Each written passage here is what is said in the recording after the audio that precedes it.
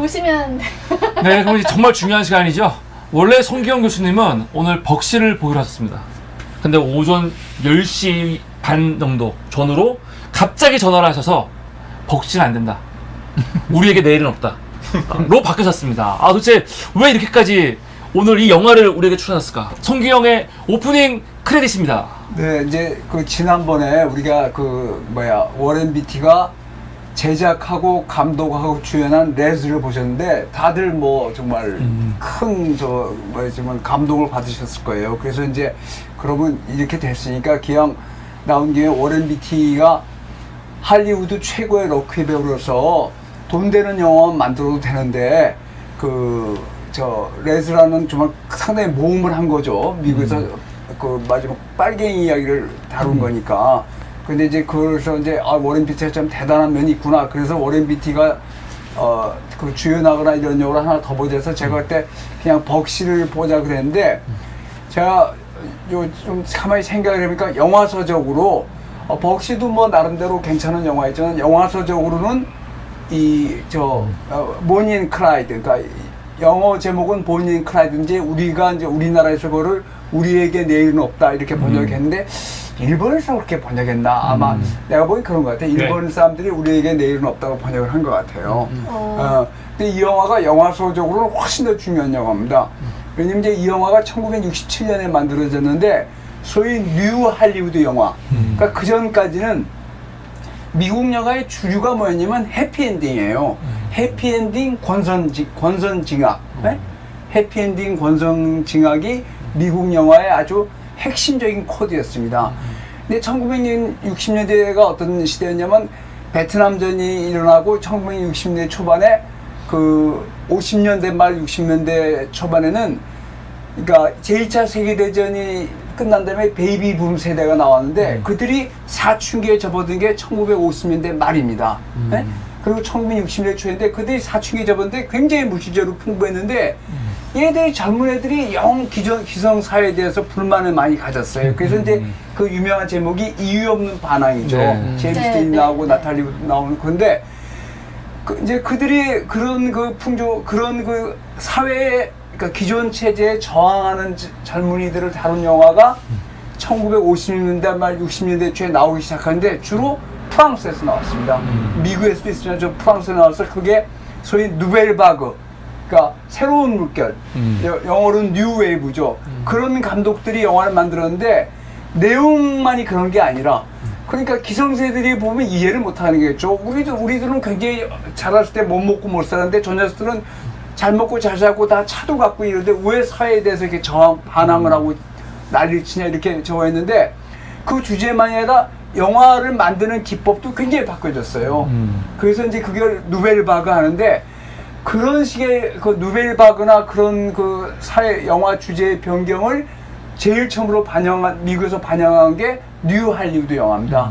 그러니까 뉴 할리우드 영화는 그전에도 물론 미국에서 범죄 영화가 많았죠. 갱 영화도 많고 많이 나왔지만 되게 그때는 철저히 갱들은 사회 공적이고 그 갱들을 어떻게 잘 일망타진하냐가 그러니까 그게 이제 언터처블리스라는 그 TV 시리즈가 있는데 그게 알 카포네를 잡아들이는 그러니까 FBI 전신 그 사람들의 수사관들 이야기예요. 그러니까 그런 영화에서 되게 갱들을 일망타진하는 특히 금주법 파동 때 갱들을 일망타진하는 그런 영화가 많았는데 오늘 보신 영화는 보니 앤 클라이드는 물론 일망타진이 되지만 이 내용을 자세히 보면은 사람들이 저 보니 앤 클라이드에 공감을 하게 만들었단 말이죠. 왜냐면 클라이드가 어떻게 살아왔냐면 이때가 대공황 때입니다. 1930년대 초반이니까 미국에서 대공황이 일어나서 말하자면 중산층이 무너졌어요. 그래가지고 특히 농촌에서는 어떻게 했냐면 도시에서는 많은 여성들이 매춘부를 잘 나가고 농촌에서는 좀도둑이나 은행 강도들이 굉장히 많이 나오기 시작했어요. 근데 클라이드도 태어날 때부터 그 농촌에서 자라는데 일을 할 게 없는 거야. 그럼 여기 잠깐 그 주민이 나왔는데 얘들이 다쳐가지고 보니 클라이드 다쳐가지고 운전하는 애가 어디 데려가는데 사람들이 차를 타고 있다가 먹을 것도 주고 그러죠. 그 사람들이 그런 가난을 피해서 서쪽으로 가는 사람들이었어요. 그래서 어. 그걸 다룬 이야기가 분노의 포도입니다. 네. 존 스타인백의 네, 유명한 너무 이야기가 그 분노의 포도들 네. 사람들이 농촌 사람들이 못 먹고 못 사니까 서쪽으로 가는 거예요. 근데 그 시대입니다, 이게. 대공황의 한참 와중에 굉장히 농촌의 삶이 피폐해지니까 어려운 가정에서는 도둑질이나 강도질밖에 할 수 있는 게 없는데 미국은 총기를 소유할 수 있잖아요. 그러니까 당연히 그래서 이제 이게 그런 게 다른 거죠. 물론 보니 클라이드가 나중에 정말 처참하게 처형당하지만 이거를 보는 많은 사람들이 공감을 하게 만들었다고요. 근데 이제 물론 잡히지 않았으면 좋겠다. 그런 마음이. 그리고 쟤들로 맞으면 공감을 하는 거야. 그러니까 얘들이 이제 물론 경찰을 죽이고 그 일반 사람들도 희생을 시켰지만 당시에 이제 또 저번에 우리가 그 레즈 이야기할 때 미국 사회가 그 신문 기자 이런 열풍이 나는데 얘들의 그 행적을 신문에서 대대적으로 홍보를 했어요. 그러니까 완전히 정말 영웅이 된 거야. 반영웅이 된 거야. 반영웅. 근데 그런 게 60년대, 1960년대 미국 사회 젊은이들이 느끼는 거. 그래서 1960년대 학생 데모도 우리나라도 마찬가지로 엄청 많이 일어나고 젊은이들이 기성사회에 저항하는데 그런 주제를 미국에서 최초로 다루기 시작한 영화들이 나오고 있는데 그 중에 하나가 이 대표작이 보니 앤 클라이드입니다. 그러니까 그 기존의 영화 주제가 다른 거예요. 미국 사회를 굉장히 비관적으로 보고 거기서 그 저항했던 일종의 말이면 좀도둑들이죠. 그러니까 좀 심하게 말하면 좀도둑들인데 알카포네 같은 도시를 무대로 하는 거대한 갱 조직이 아니라 좀도둑이고 나중에 그 경찰의 추격을 받아서 아주 처참하게 최후를 맞는데 그런 사람들의 운명에 대해서 사람들이 뭐라면 동정하게 그러니까 쟤들 뭐 꼭 나쁜 애들만은 아닌데 근데 실제로 1930년대 많은 미국의 사람들이 얘들을 말하자면 응원했어요. 숨겨주고 먹을 거 갖다 주고 그랬다는 거죠. 나중에 이제 저거 했지만. 그래서 이제 이 영화를, 이 주제가, 이 보니 앤 클라이드가 말하자면 오늘 본 영화가 그대로, 사실을 그대로 만든 영화는 당연히 아니죠. 각색을 많이 했는데 보니 앤 클라이드 이야기가 나오는데 워렌 비티가 제작자를 하기로 했습니다. 그래서 제작을 해서 뭘 할까 하다가 이 보니 앤 클라이드를 미국 저 작가들이 써가지고 시나리오가 있는데 그 제작에 관심이 있는 사람들이 감독을 맨 처음에 프랑스 감독들한테 그 요청을 했어요. 그래서 네. 장르 고다르. 그러니까 이 영화의 기법이 누벨 바그에 많이 그 영향을 받았는데 장르 고다르한테 요청을 했다. 장르 고다르가 거절했어요. 그 다음에 프랑스와 트리포. 그 프랑스의 누벨 바그 유명한 감독들인데 그들한테 제안을 했다가 그게 잘 안 되는데 워렌 비티가 시나리오 읽게 됐어요. 그래가지고 워렌 비티가 이제 프랑스에 가서 그 프랑스와 트리포를 만나가지고 그 이야기를 들었는데 워렌 비티의 결론은 이거는 미국 사람이 감독을 해야겠다. 그래가지고 워렌 비티가 감독을 찾다가 아서 펜이라고 굉장히 그렇게 많이 알려진 그 감독은 하지만 굉장히 중요한 감독입니다. 그 아서 펜이 이 영화를 감독하게 됐고 원래는 워렌 비티가 보니 역에 자기 누나를 쓰려고 그랬어요. 셜리 맥클린이라고 네. 그러니까 워렌 비티의 친누나입니다. 근데 미국에서 여자 배우 치고는 굉장히 그 진보적인 저기를 가려고 그 셜리 맥클린이 나중에 결혼한 다음에 오프라 윈프리요?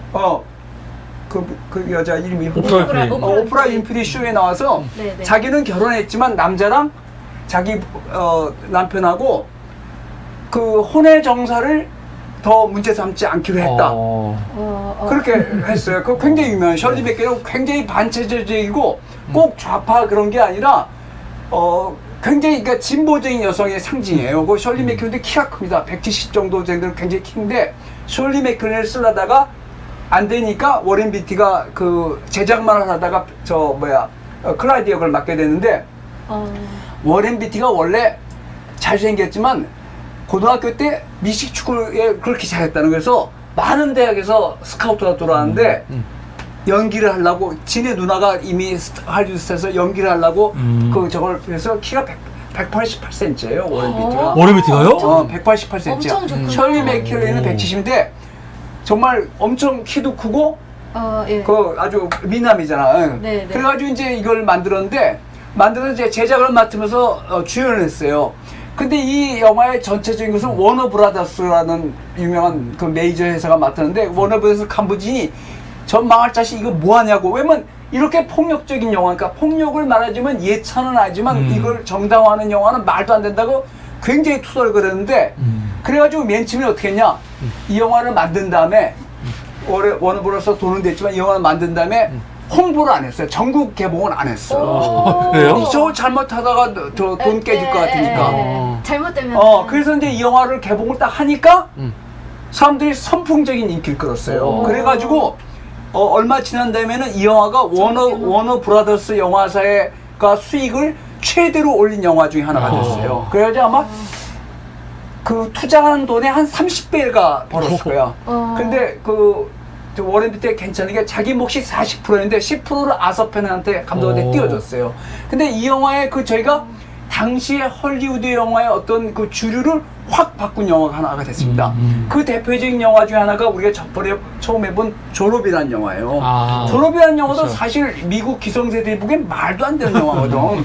잘 먹고 잘 사는 집에 아들놈이 그거 안 하고 저 유부녀하고 그 맨날 그런 짓이나 하고 뭐 이렇게 사회에 적응하지 못하고 그런 건데 그런 것이 60년대 미국 젊은이들뿐만 아니라 전 세계적으로 60년대가 스튜디오 파워의 시대였고 또 하나는 그러니까 카운터 컬처 반문화. 그러니까 우리 이제 록 음악에서 따지면 저거야. 롤링 스톤스, 지미 제거지? 네. 맥 제거인가? 믹 제거. 믹 제거. 네. 믹 제거가 소위 말해서 완전 반영웅이거든요.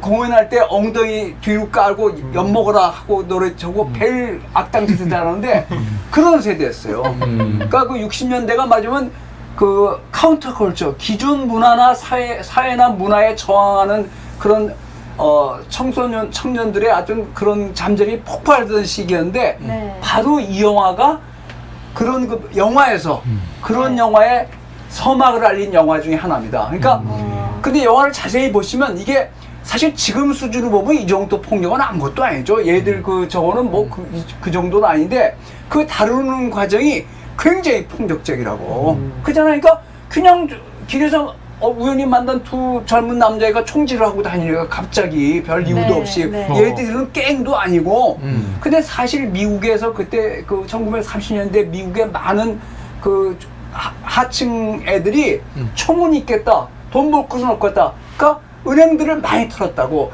그래가는데 또 미국은 어떤 법이냐면 주마다 법이 다르잖아요. 경찰이 줄을 넘어가면 못 추적해요. 그래서 이제 텍사스 레인저스가 하다 나중에 이제 FBI가 생기고 이제 그런 것 때문에 생겼는데 이 영화가 폭력을 예찬하는 그런 면에서 굉장히 이제 비난을 많이 받았지만 영화에서 그런 것에 물꼬를 텄죠. 우리 사실 지금 우리나라 영화도 조폭 영화 봐. 총은 아실 뿐이지 총보다 더 처참하게 뭐 별짓을 다 하잖아. 별짓을 다 하는데 지금 너무 무서워. 그런 것들에 해서 그런 것들을 정면으로 다루기 시작했었어. 비판도 많이 받았지만 당시 1960년대 그 젊은 사람들이 느끼는 사회에 대한 반항이나 이런 걸 다루면서 굉장히 선풍적인 인기를 끈 영화예요. 그 워렌 비티가 제작자로서 정말 크게 성공했죠. 왜냐면 워너브라더스에서는 이걸 저 망할 자식 우리 돈 까먹는데 이게 대대적으로 성공했으니까. 그래서 이제 지금 보시면 여러 가지 이게 60년 전 영화입니다. 근데 그 만드는 방식이 당시 60년대로 보면 굉장히 현대적이에요. 이 아소펜이 굉장히 뛰어난 감독입니다. 그러니까 처음에 그 영화를 전개하는 방식이 굉장히 현대적이라고. 그러니까 지금 봐도 맞아.